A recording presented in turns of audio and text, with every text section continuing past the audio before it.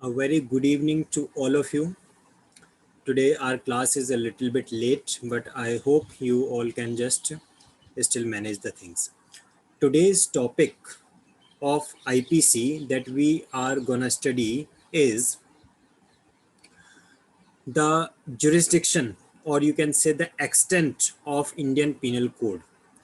Indian penal code कौन कौन से एरियाज पर कौन कौन से पर्सनस पे अप्लाई होगा, किस तरह के ऑफेंसेस पे या ऑफेंसेस कहाँ पे कमिट किए जाते हैं उन पे इंडियन पिनल कोड एप्लीकेबल होगा, इस बारे में हम आज डिस्कस करेंगे। हालांकि हम अपनी प्रीवियस क्लासेस में डेफिनेशन क्लॉज पे बढ़ चुके थे, डेफिनेशन के जनरल एक्सप्लेनेशन वाले चैप्टर की तरफ बढ़ चुके थे, बट मुझे लगा कि ये भी एक टॉपिक ऐसा है जिसमें से मेंस में एक क्वेश्चन बन सकता है regarding the extent and scope of the code.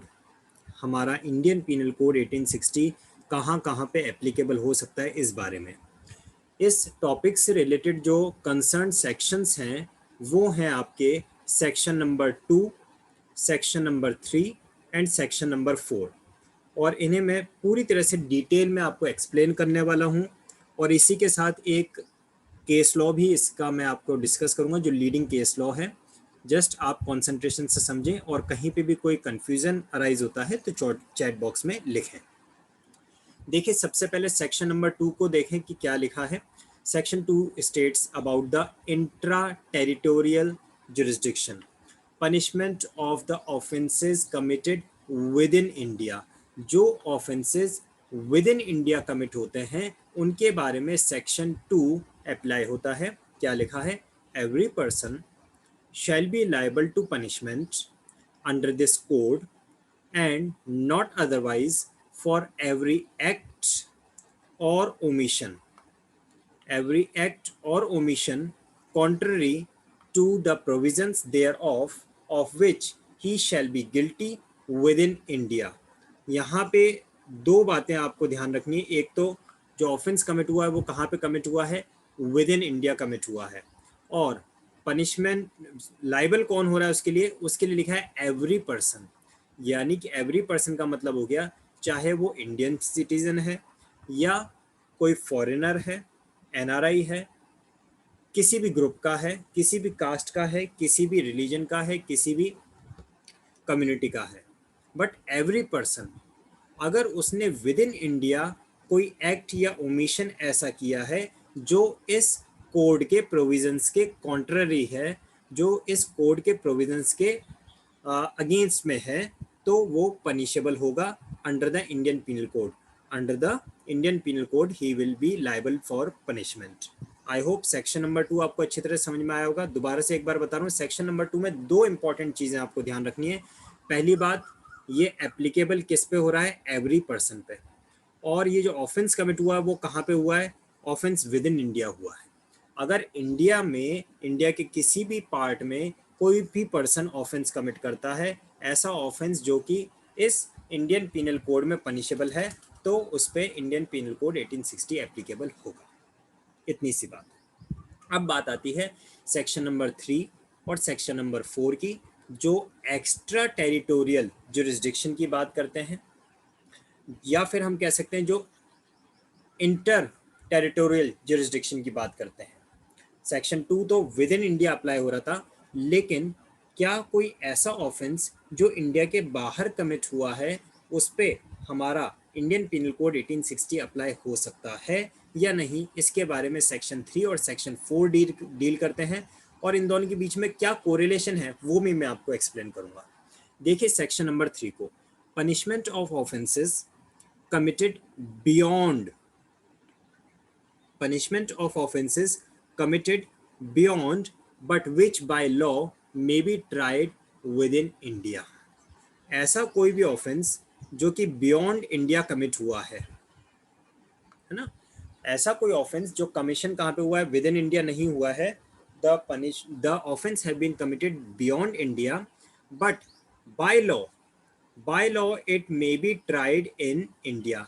Bye law वो इंडिया में ट्राई हो सकता है। अब कौन से लॉ के थ्रू हो सकता है उसे हम आगे पढ़ेंगे।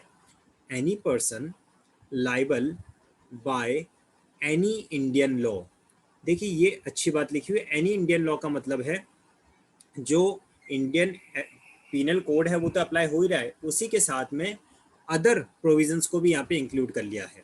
Any person liable by any Indian law to be tried for an offence committed beyond India, कोई भी ऐसा ऑफेंस जो कि इंडिया में कमिट नहीं हुआ है, बियॉन्ड इंडिया कमिट हुआ है, shall be dealt with according to the provisions of this code for any act committed beyond India in the same manner as if such act had been committed within India। Section number 3 क्या लिख रहा है उसको मैं simple words में बताता हूँ। Section number 3 में लिखा है, अगर कोई पर्सन जो बियॉन्ड इंडिया कोई ऑफेंस कमिट करता है, ऐसा ऑफेंस जो इंडियन पिनल कोड में या फिर अदर किसी इंडियन लॉ में ऑफेंसिव है, पनिशेबल है, तो उसका ट्रायल ठीक उसी तरह से चलेगा जैसा कि वो ऑफेंस इंडिया में ही कमिट किया गया।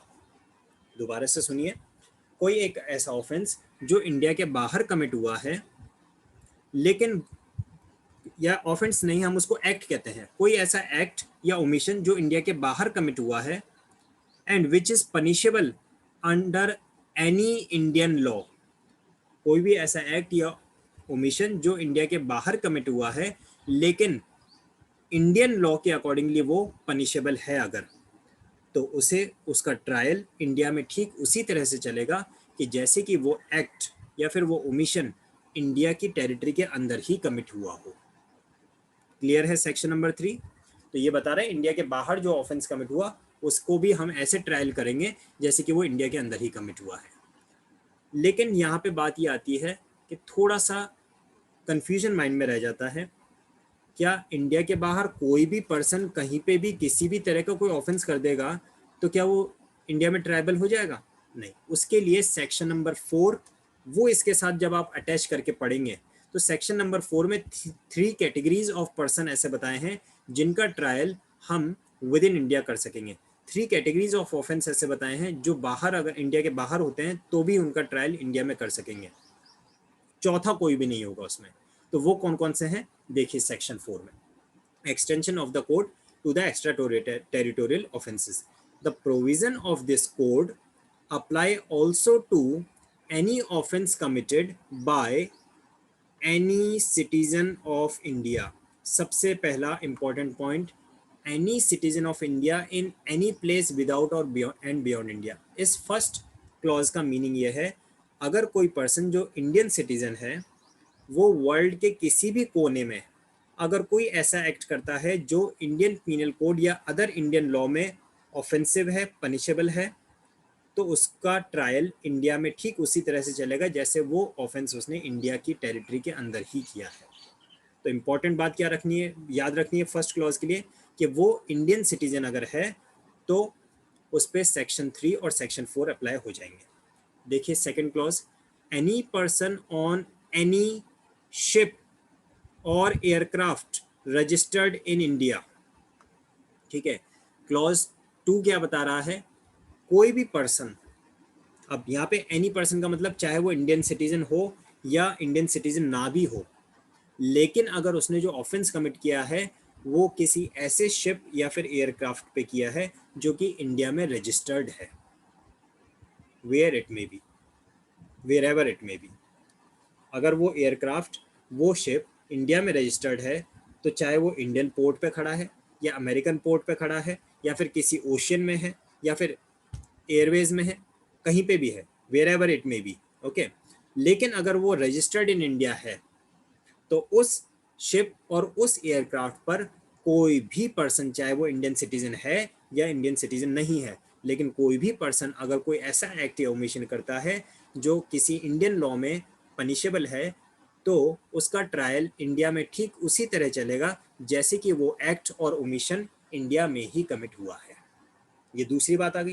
पहली बात पहले क्लॉज में याद रखना है कि वो इंडियन सिटीजन होना चाहिए तो फिर दुनिया में कहीं पे भी कोई ऑफेंस करे, और सेकंड क्लॉज में ये कह रहा है कि कोई भी पर्सन हो दुनिया का लेकिन जो ऑफेंस कमिट हुआ है वो इंडियन एयरक्राफ्ट या फिर इंडियन शिप पे होना चाहिए।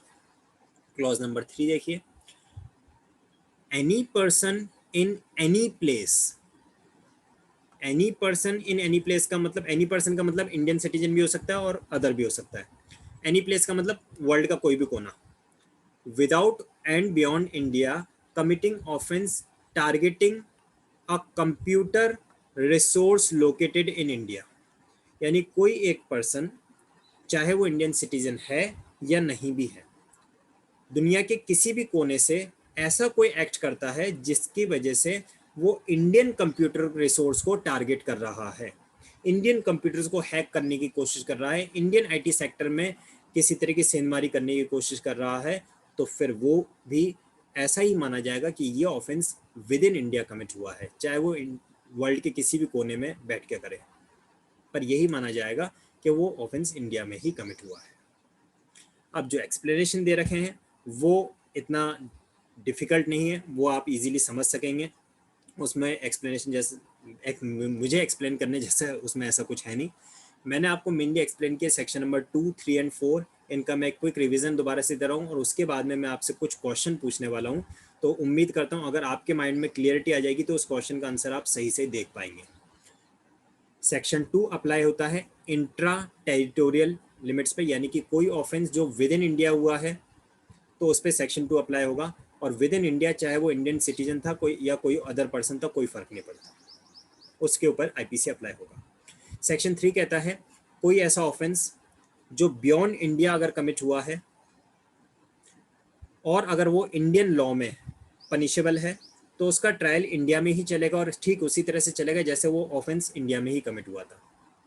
और उसी का एक्सटेंशन में सेक्शन 4 आता है जो बताता है कि सेक्शन 3 किस किस पे एप्लीकेबल हो पाएगा। तो सबसे पहली बात कहता है कि इंडियन सिटीजन वर्ल्ड के किसी भी कोने में कोई ऑफेंस करे, दुनिया का कोई भी इंसान इंडियन शिप या फिर इंडियन एयरक्राफ्ट पे अगर कोई ऑफेंस करे, और दुनिया का कोई भी इंसान दुनिया के किसी भी कोने से अगर इंडियन कंप्यूटर रिसोर्स को टारगेट करे। तो ये तीनों जो कैटेगरीज हैं उस पर सेक्शन 3 अप्लाई हो जाएगा। ये था complete explanation regarding the application of the code and extent of the code. किसी के माइंड में कोई भी कंफ्यूजन, कोई डाउट है तो आप पहले चैट बॉक्स में लिखिए, अदरवाइज फिर मैं मेरी तरफ से एक क्वेश्चन पूछूंगा और उसके बाद मैं आपको एक case law, leading case law इससे रिलेटेड एक्सप्लेन करूंगा।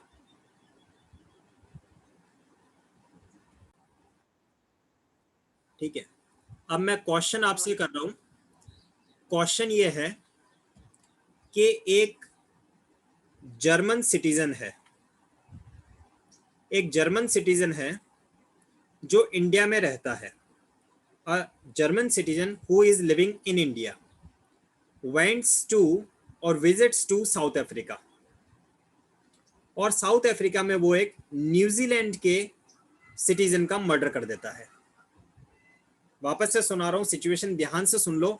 अगर ये आपने करेक्ट आंसर कर दिया ना तो मुझे श्योरिटी हो जाएगी आपको सेक्शन नंबर 2, 3 एंड 4 क्लियरिटी से समझ में आ गए हैं। और इस तरह के क्वेश्चन प्रीलिम्स में भी आते हैं और हो सकता है इंटरव्यू में भी पूछ लिए जाए।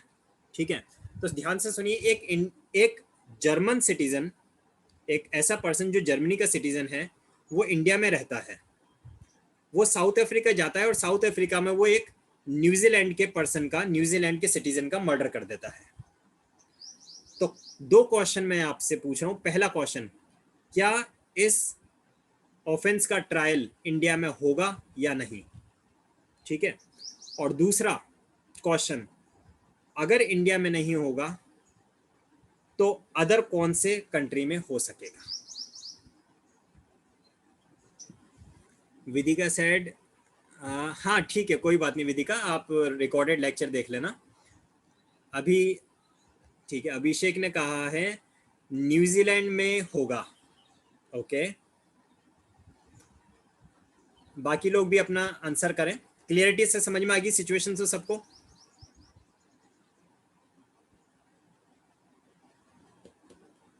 मैं बिल्कुल वेट कर रहा हूँ, आप सबके मुझे आंसर चाहिए। पहला क्वेश्चन ये है कि क्या ये इंडिया में ट्रायल होगा या नहीं होगा, और अगर इंडिया में नहीं होगा तो कहाँ पे होगा?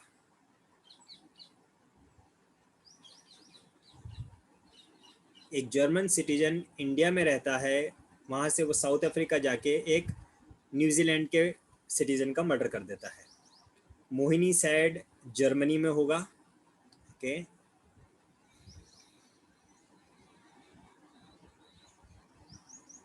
एंड विदिका सेड न्यूजीलैंड में।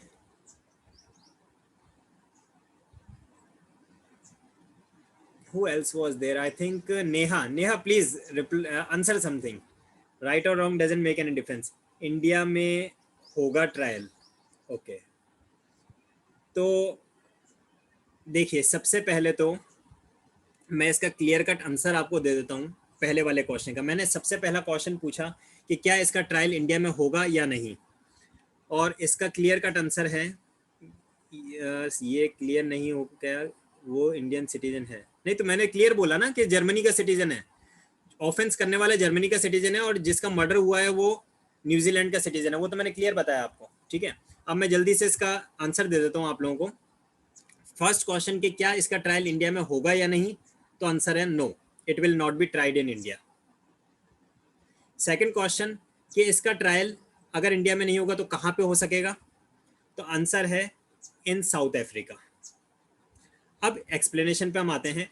जिसने कहा कि इंडिया में ट्रायल होगा, जर्मनी में ट्रायल होगा, न्यूजीलैंड में ट्रायल होगा, उन लोगों से मैं पूछना चाहता हूँ क्या हम ये जो इंडियन पीनल कोड पढ़ रहे हैं ये इंडियन लॉ है या जर्मनी, साउथ अफ्रीका, न्यूजीलैंड का लॉ है। चलिए मैं और क्लियर करता हूँ। सेक्शन 3 एंड सेक्शन 4 जो एक्स्ट्रा टेरिटोरियल जुरिस्डिक्शन के बारे में हमने पढ़े दोनों, ये इंडियन लॉ है या जर्मनी और न्यूजीलैंड का लॉ है। भाई एक्स्ट्रा टेरिटोरियल जुरिस्डिक्शन जो आईपीसी बता रहा है सेक्शन 3 और सेक्शन 4 में, ये तो इंडियन लॉ में बता रहा है ना। आप लोगों ने जो, मेरा ख्याल है आप लोगों ने जो अपने माइंड में लगाया होगा कि भाई जर्मनी का सिटीजन है तो जर्मनी में उसका ट्रायल होना चाहिए। भाई जर्मनी के लॉ को आपने पढ़ा है क्या? जर्मनी के लॉ में ऐसा एक्स्ट्रा टेरिटोरियल का होगा ही नहीं अगर प्रोविजन। तो फिर आप लोगों ने सोचा कि न्यूजीलैंड का सिटीजन था तो न्यूजीलैंड में होना चाहिए। तो फिर बताइए क्या न्यूजीलैंड का पीनल कोड आपने पढ़ा है क्या? हो सकता है न्यूजीलैंड में एक्स्ट्रा टेरिटोरियल जुरिस्डिक्शन होता ही नहीं होगा। तो पहली बात कि जर्मनी में या न्यूजीलैंड में होगा नहीं होगा, we are not sure because हमने उनका कोड नहीं पढ़ा है, पीनल कोड नहीं पढ़ा है। और साउथ अफ्रीका में क्यों होगा, उसका सीधी सी बात है कि ये जो ऑफेंस कमिट हुआ है, ये ऑफेंस कहाँ पे कमिट हुआ है? ये ऑफेंस साउथ अफ्रीका में कमिट हुआ है। तो चाहे कोई वहाँ का सिटीजन है या नहीं है, मर्डर करने वाला या जिसका मर्डर हुआ है वो, द विक्टिम और द कन्विक्ट, द अक्यूज्ड, चाहे वो कहीं के भी हैं, लेकिन जिस जगह पे ऑफेंस कमिट हुआ है तो वहाँ का जुरिस्डिक्शन तो लगता ही लगता है। ये वाला जो जुरिस्प्रूडेंस है ये तो पूरे वर्ल्ड में एप्लीकेबल होगा कि जहाँ पे ऑफेंस कमिट हो रहा है वहाँ पे उसका ट्रायल हो। तो उस हिसाब से साउथ अफ्रीका तो क्लियरली इसमें एप्लीकेबल होता है ट्रायल के लिए। बाकी इंडिया का उसमें कोई लेना देना नहीं। क्यों? क्योंकि सेक्शन 4 में साफ साफ बता दिया गया है इंडियन सिटीजन वो है नहीं, ये इंडियन एयरक्राफ्ट या शिप पे उसने कमिट किया नहीं है, इंडियन कंप्यूटर टारगेट को उसने, इंडियन कंप्यूटर रिसोर्स को उसने टारगेट किया नहीं है, तो उसके हिसाब से इंडिया में हो नहीं रहा है। जर्मन सिटीजन तो है वो, लेकिन जर्मनी में क्यों नहीं रहा है? क्योंकि जर्मन का पीनल कोड हमने पढ़ा ही नहीं, वहाँ पे क्या पता एक्स्ट्रा टेरिटोरियल जुरिस्डिक्शन क्या प्रोविजन है भी कि नहीं है। न्यूजीलैंड का पर्सन था, उसका डेथ हुई थी, लेकिन वहाँ पे भी क्यों नहीं हो रहा है? क्योंकि उनका भी पीनल कोड हमने नहीं पढ़ा है, वहाँ पे क्या पता एक्स्ट्रा टेरिटोरियल जुरिस्डिक्शन है या नहीं है। लेकिन साउथ अफ्रीका में कन्फर्मिटी से हो सकता है। क्यों? क्योंकि साउथ अफ्रीका में तो कॉज ऑफ एक्शन अराइज हुआ है।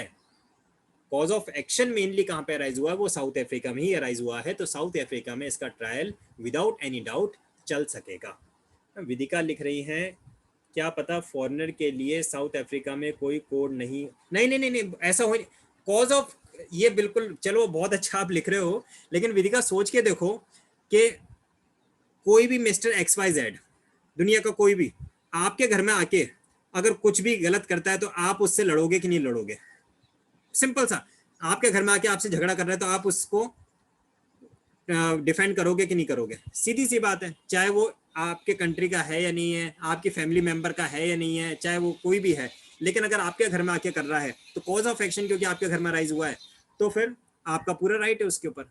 और वही बात आती है, वर्ल्ड का कोई भी लॉ हो, कोई भी कंट्री हो, वहां पे अगर कोई ऑफेंस हो रहा है तो उस कंट्री का जुरिस्डिक्शन तो उस पर लगता ही लगता है, दूसरे कंट्री का लगे या ना लगे, लेकिन उस कंट्री का तो लगेगा ही लगेगा क्योंकि कॉज ऑफ एक्शन वहां पे अराइज हुआ है ना।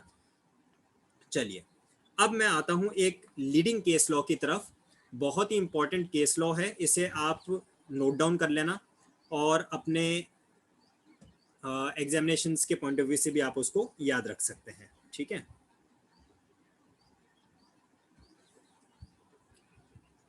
देखिए मेरा ख्याल है आप लोग देख पा रहे होंगे स्क्रीन पे लिखा हुआ,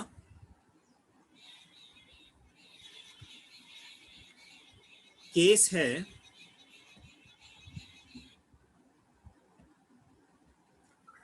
मुबारक Ali versus state of Bombay 1957 का ये केस है, Mubarak Ali versus state of Bombay, और ये एक्स्ट्रा टेरिटोरियल जुरिस्डिक्शन से ही डील करता है।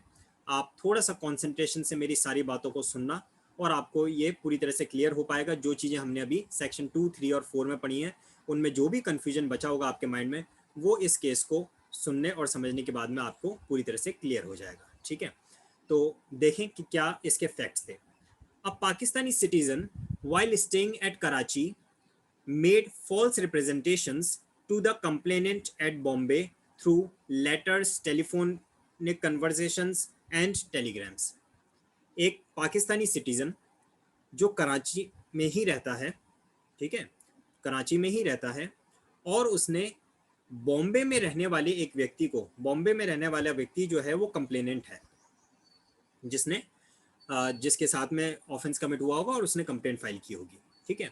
तो एक पाकिस्तानी नागरिक ने जो कराची में रहता है बॉम्बे में रहने वाले एक पर्सन से टेलीफोनिक कन्वर्सेशन के थ्रू, लेटर्स के थ्रू और टेलीग्राम्स के थ्रू ऐसा फॉल्स रिप्रेजेंटेशन किया, ठीक है। ये देखिए उसने एक फॉल्स रिप्रेजेंटेशन किया है। किस बात का फॉल्स रिप्रेजेंटेशन किया कि भाई बॉम्बे में मेरा एक एजेंट है और आप उसको 5 लाख रुपए दे दो और मैं यहाँ से कराची से राइस लोड करवा दूंगा शिप में, ठीक है। देखिए क्या लिखा आगे। A Pakistani citizen while staying at Karachi made false representation to the complainant at Bombay through letters, telephone calls and telegrams and induced the complainant को बाध्य किया to part with money amounting to over ₹5 lakhs। थोड़ा सा यहाँ पे misprint है तो उसको आप समझ लीजिएगा। To part with money amounting to over ₹5 lakhs to the agent of the accused at Bombay. वो एजेंट कहाँ पे, एजेंट बॉम्बे में ही है, उस एजेंट को पैसा देना है so that the rice could be shipped, so that the rice could be shipped from Karachi to Bombay. समझ में आ गई सिचुएशन आपको? as per the agreement. Now, but the rice was never supplied. The accused was arrested while he was in England and brought to Bombay as a result of extradition proceedings. Extradition proceedings में उम्मीद करता हूँ आप लोग जानते होंगे, जब दो कंट्रीज के बीच में कोई एक्स्ट्रेडिशन ट्रीटीज होती हैं तो उसके अकॉर्डिंगली हमारे कंट्री का अगर कोई ऑफेंडर दूसरे कंट्री में है तो उसको हम यहाँ पे लाके उसका ट्रायल कर सकते हैं, और दूसरे कंट्री का अगर कोई ऑफेंडर हमारे कंट्री में आके छुप गया है तो उसको हम उस कंट्री को सुपुर्द कर सकते हैं। ये होता है एक्स्ट्राडिशन ट्रीटीज। उसके अंडर में एक्स्ट्राडिशन प्रोसीडिंग्स के थ्रू उसको इंडिया में लाया गया। कहाँ से लाया गया? इंग्लैंड से। सिचुएशन समझना, एक पाकिस्तानी सिटीजन था, उसने बॉम्बे में रहने वाले एक पर्सन के साथ में एग्रीमेंट किया कि भाई आप मेरे एजेंट को 5 लाख रुपए दे दो, मैं यहाँ से राइस आपको भिजवा दूंगा। राइस उसने भिजवाया नहीं, फिर उसको इंग्लैंड से अरेस्ट करके और इंडिया में लाया गया। इसके बाद में the accused was arrested he while he was in England and brought to Bombay as a result of extradition proceedings where he was prosecuted, फिर उसका prosecution चला and convicted under section 420 of IPC 1860 for cheating। Cheating के लिए उसको prosecute किया गया, convict किया गया, ठीक है, कन्विक्ट भी कर दिया। The supreme court held that upheld the conviction, और ये जब सुप्रीम कोर्ट में गया तो सुप्रीम कोर्ट ने भी इस के कन्विक्शन को अपहेल्ड किया कि बिल्कुल सही है, and held that the offence was committed by the accused at Bombay. क्या ये हेल्ड हुआ इस केस में कि ये जो ऑफेंस हुआ है ना ये बॉम्बे में कमिट हुआ है, even though he was not physically present at the material time। जिस समय ऑफेंस कमिट हुआ उस समय क्या वो बॉम्बे में प्रेजेंट था? बिल्कुल भी नहीं था। उसके बावजूद भी ये माना गया कि वो पर्सन, वो जो ऑफेंस कमिट हुआ है वो बॉम्बे में ही कमिट हुआ। तो यहाँ पे जो इम्पोर्टेंट चीज़ थिंग्स हैं वो हैं letters and telegrams, telephonic conversations, his agent, the amount sent from where, the cause of action has been arised where, उन सारी चीज़ों को देखते हुए सेक्शन 2 से रिलेटेड ये एक लीडिंग केस लॉ है जो मैंने आपको बताया। इसका आप स्क्रीनशॉट लेके रख लीजिए, बिकॉज जैसे कि मैंने आपको पहले बताया कि ये बहुत ही इंपॉर्टेंट केस लॉ है, प्रीलिम्स के एग्जाम में भी पूछा जा सकता है। तो इसके फैक्ट्स भी मैंने आपको बताए केस के, और इसमें क्या हेल्ड हुआ फाइनली जजमेंट वो भी मैंने आपको क्लियर किया। किसी के माइंड में अगर कोई कन्फ्यूजन, कोई डाउट है तो पूछ सकते हैं। और बाकी हमारी आज की क्लास हम यहीं पे एंड कर रहे हैं। शाम को 10 बजे CRPC क्लास के साथ हम एज यूजुअल मिलेंगे। वो एज इट इज़ रहेगी हमारी क्लास, है ना।